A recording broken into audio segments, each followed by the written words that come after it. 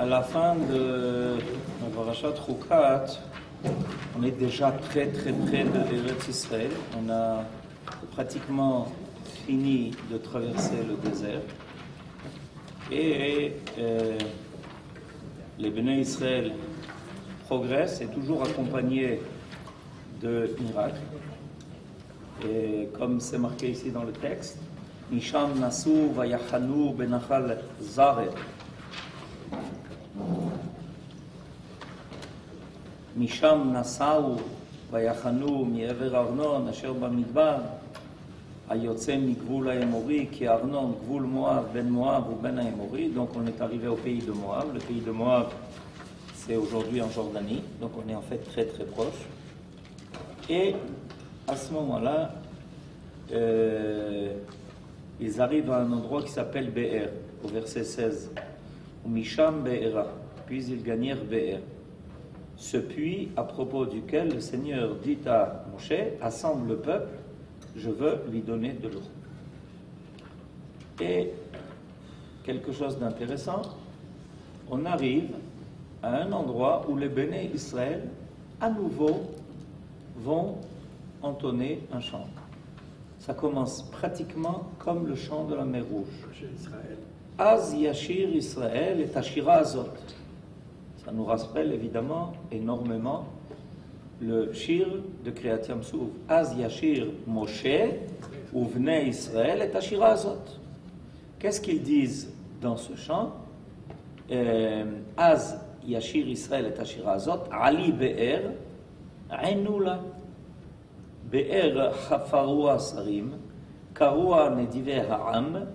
Bimchokek Bemish'anotam. Umi Midbar Matana. Umi Matana Nachaliel. Umi Nachaliel Bamot. Umi Bamot Agai. Asher Bisde Moav. Rosh Apisga. Venishkafa al Pnei Yeshimon. Israël, donc, entonna ce chant, jaillit au Be'er. Be'er, c'est un puits. Ici, il y a marqué source. Acclamez-la.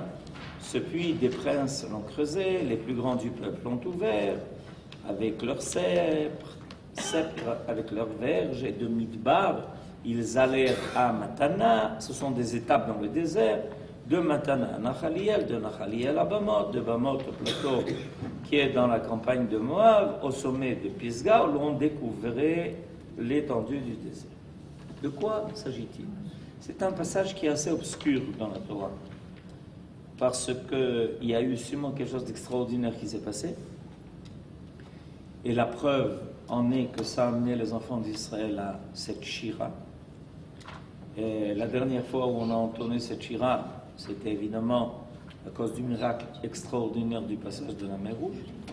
Et il semblerait qu'il y ait eu quelque chose d'à peu près semblable avec ce BR qui tout d'un coup nous a donné de l'eau alors qu'on était dans le désert. Qu'est-ce qu'il y a eu d'extraordinaire? Alors, le Rav Munk dit la chose suivante. D'après le Zohar, ce cantique, comme d'ailleurs les autres qui se trouvent dans le Chumash, est consacré à l'union des sphères d'en bas et des sphères d'en haut. Le cantique est l'expression la plus fervente du vœu de réaliser cette harmonie suprême. Aussi, ce cantique s'annonce-t-il au futur. Az Yashir. Yashir, c'est un futur. Tout comme celui de la mer Rouge, qui commence par les mêmes mots. Le temps prévu pour ces cantiques est le futur permanent. Ils retentissent à toutes les époques de l'harmonie entre Dieu et Israël. Alors, premièrement, constatons une chose importante. C'est que si le cantique du passage de la mer Rouge que nous récitons tous les jours dans la Tfila commence par Az Yashir Moshe Uvnei Israël et Tashira Azot, là on en est à Az Yashir Israël et Tashira Azot. Qui ne figure pas? Moshe. Moshe ne figure pas. Alors que quand on a commencé Shiratayam, Az Yashir Moshe Uvnei Israël et Tashira Azot, et ici on en est à Az Yashir Israël et Tashira Azot, où est passé Moshe Rabbeinu. Moshe Rabbeinu est encore vivant. Il les a accompagnés jusqu'au dernier jour du désert. Donc, qu'est-ce qui s'est passé? Alors, on peut se poser une question, est-ce que c'est positif ou négatif? Est-ce qu'on peut, le fait que Moshe Rabbeinu n'apparaît pas à ce moment-là, ça peut vouloir dire quelque chose d'extraordinaire. C'est que, alors qu'on venait de sortir d'Égypte, on avait besoin de Moshe Rabbeinu pour nous éveiller à un chant de louange à Kadosh Baruch Hu. Az yashir Moshe uvnei Israël. D'abord Moshe, ensuite Béné Israël. On était encore tout jeunes. On venait de sortir d'Égypte. Il fallait se hausser à un niveau bien élevé pour pouvoir dire Shirat Hayam, qui va rester un chant éternel que l'on entame tous les jours d'ailleurs, comme je l'ai dit dans la Tfila. On avait besoin d'être guidé même pour cela par Moshe Rabbeinu lui-même. À la fin des 40 ans de passage du désert, les Béné Israël sont capables de chanter par eux-mêmes. Ça veut dire qu'ils ont intégré l'idée que tout ce que l'on constate, tout ce que l'on repère, tout ce que l'on voit, tous les événements qui nous concernent, tout ce qui arrive à Israël, nos sages nous disent que quand ils sont passés dans le Nachal Arnon, d'ailleurs, vous avez peut-être entendu parler de la Shruna qui s'appelle Arnon. Et quand moi je suis arrivé dans la Shruna qui s'appelle Arnon, la première question que j'ai posée, c'est pourquoi ça s'appelait Arnon. Alors on m'a donné des explications, et une qui m'a beaucoup plu. Il paraît que par beau temps, du haut de la Shruna, c'est une colline en fait, Arnon, entre-temps elle a été un peu rabotée, mais c'est une colline. C'était une des collines les plus élevées. On pouvait repérer le Nachal Arnon. Qu'est-ce que veut dire Arnona en hébreu? En direction de Arnon. Arnona, comme on dit, Tel Aviva, je vais vers Tel Aviv. Tel Aviva, Léanatanocéa, Tel Aviva. Et donc, Nachol. Donc Arnona, c'est la Shruna vers à partir de laquelle on pouvait diriger son regard et voir le Nachal Arnon. Effectivement, par beau temps, quand il ne fait pas chaud, qu'il n'y a pas des brumes qui recouvrent tout, on peut distinguer la mer Morte. Et du côté est de la mer Morte se trouve le Nachal Arnon. Ce qui se passe, c'est que pour continuer notre chemin vers Eretz Israël, on est passé dans le Nachal Arnon, en bas. Les ennemis nous guettaient en haut. Ils étaient cachés dans des cavernes. Et ils avaient l'intention de faire déboulonner sur les Béné Israël qui passaient en bas dans le Nachal Arnon des rochers énormes. Et d'après le Midrash, les deux parties de la montagne qui se trouvaient au-dessus de nous se sont rapprochées. Ceux qui étaient dans les cavernes ont été emprisonnés et écrasés, et nous, on n'en est pas conscients. On s'en est rendu compte que quand on est arrivé à la fin, au bout de notre parcours, qu'on a fini de traverser le Nachal Arnon, tout d'un coup, on a vu des armes, etc., des tas de choses. On a dit, mais qu'est-ce qui se passe? Alors, on leur a révélé le secret du miracle qui les accompagnait. Et qu'est-ce que ça veut nous indiquer? Et voilà que les Béné Israël, au bout de ce parcours, au bout de ce Nachal, entendent un chant disant « Extraordinaire, Bér, que tu nous donnes tes eaux ». Et le Rav Mouk vient de nous dire que selon le Zohar, il y a à cela quelque chose de très profond. Pourquoi? Parce que les eaux du BR, elles viennent d'en bas. En réalité, on profite de deux sortes de sources d'eau dans notre monde. Celle qui vient d'en haut et celle qui vient d'en bas. Quand elle vient d'en haut, ça s'appelle la pluie et la rosée.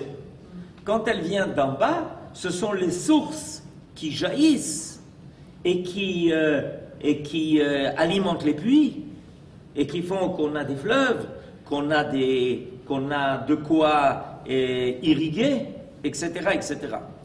Et en réalité, d'après nos sages, c'est le rapprochement entre les eaux d'en haut et les eaux d'en bas, c'est pour recréer l'harmonie qui existait au départ. Pourquoi? Parce qu'au départ, il est marqué qu'Akadosh Baruch Hu a séparé les eaux d'en haut des eaux d'en bas. Dans le Maaseh Bereshit, dans le récit de la création, on nous parle de l'acte divin qui a séparé.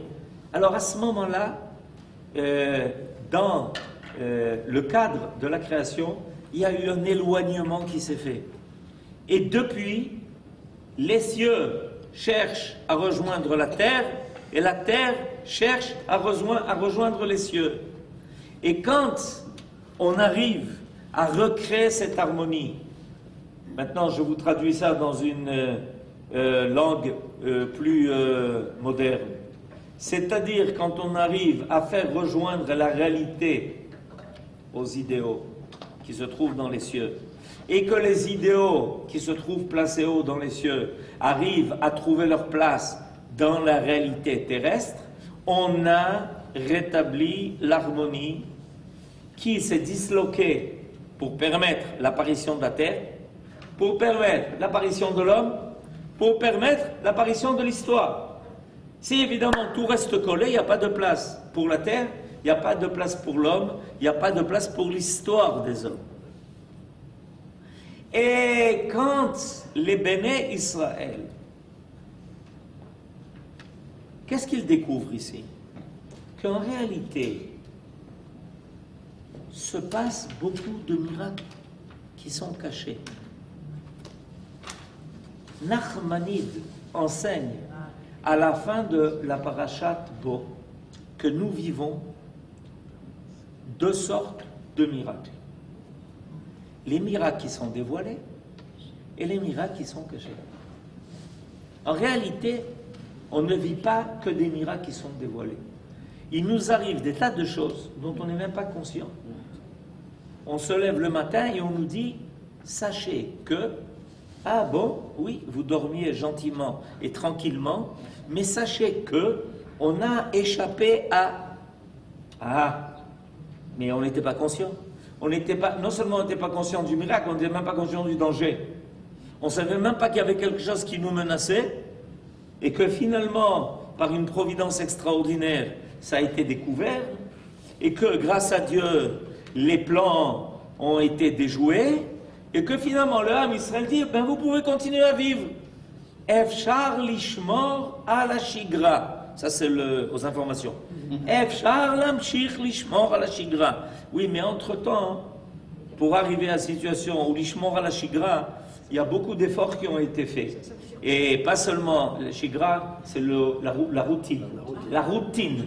C'est pas seulement les hommes qui ont œuvré pour cela, et ils œuvrent pour cela, y compris ceux qui œuvrent beaucoup la nuit. Il y a aussi, surtout, ce que Akadosh Baruch Hu a fait, nous a fait découvrir, nous a fait voir, nous en a fait préconscience. Et là, voilà ce qui arrive au bout du désert. Pourquoi c'est important de savoir? Parce que ce qui est arrivé aux enfants d'Israël, c'est pareil. Au début de notre sortie d'Égypte, d'abord pendant la sortie d'Égypte, et ensuite au début de notre histoire du passage du désert, on a eu droit à énormément de miracles évidents, à découvert, des choses extraordinaires auxquelles nous avons assisté. Les 10 plaies en Égypte, le passage de la mer Rouge, la manne qui nous tombe, le rocher qui nous donne de l'eau, la révélation de Dieu au Sinaï. Tout le monde voit, tout le monde remarque, tout le monde entend. Vekol ha'am roim et kolot. À la fin du désert, regardez, je vous ai dit tout à l'heure que dans ce verset, il manque Moshe Rabbeinu. En réalité, il ne manque pas. Il est intégré. Il est déjà intégré.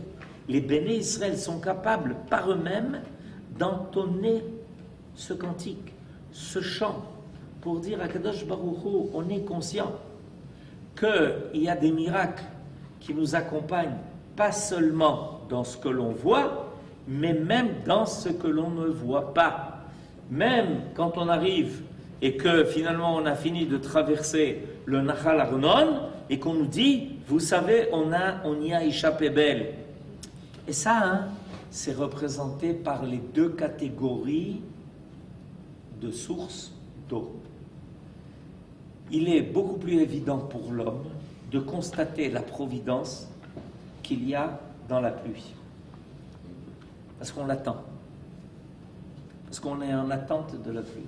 Et quand arrive la saison des pluies, et que ne tombe pas de pluie, et qu'on a le sentiment qu'on est menacé par la sécheresse, alors on se met tous à prier, et on fait Tfilat HaGeshem, pour réclamer que Kadosh Baruch Hu fasse un miracle. Pourquoi? Parce que là, l'homme, walou, il peut rien faire.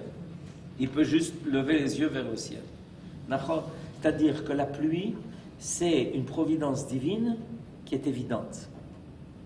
Par contre, l'eau qui jaillit du sol, qui remplit les sources, qui remplit les pluies, qui font que dans le monde, il y a beaucoup d'eau qui est à notre disposition et qu'on met d'ailleurs à profit.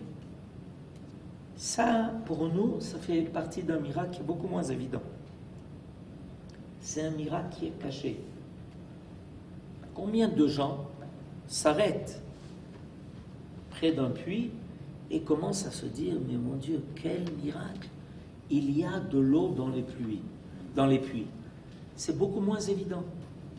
Et le jour où l'homme arrive à repérer cette double providence, celle qui est révélée, la pluie qui tombe en ses saisons, qui tombe en son temps, qui arrose, qui finalement va nous procurer ce qui est tellement nécessaire à la vie, et que l'homme est capable de repérer aussi cette source cachée. Il y a une source cachée de miracles. Ces sources-là, le Ham Israël, à la fin du désert, il a atteint le niveau où il est capable de le comprendre, où il est capable de le repérer. Et ça nous prépare à l'entrée en Eretz Israël. C'est pas par hasard que ça se passe à la fin des 40 ans dans le désert. Pourquoi? Parce que la providence évidente, des miracles dévoilés que nous avons vécus au début des 40 ans, va petit à petit s'estomper pour nous faire rencontrer une providence qui se cache dans la nature, qui est beaucoup plus occulte. En Eretz Israël, l'homme a une place énorme.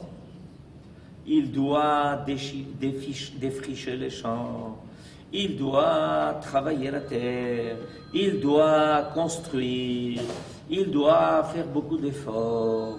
Et là-bas, les miracles sont beaucoup moins évidents.